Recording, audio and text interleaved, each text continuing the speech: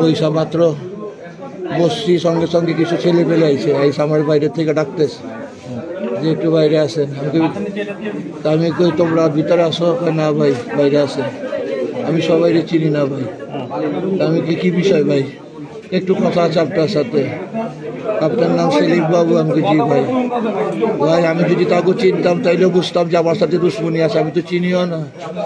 20-25 জন কয় আওয়ামী লীগের নামে সব বিরুদ্ধে স্লোগান দে, শেখ হাসিনার বিরুদ্ধে স্লোগান দে, হাজি সেলিমের বিরুদ্ধে স্লোগান দে। কি ভাই এটা কী ধরনের কথা? আমি এটা পারুম না ভাই। আমার এই মারতে নিয়ে গেছে, আমার হাতে ঘড়ি টড়ি চেন আংটি মানি ব্যাগ সবাই দেখছে ভাই, সিসি ক্যামেরা এলাকাতে আছে ভাই, সব দোকানদাররা দেখছে সবার সামনে।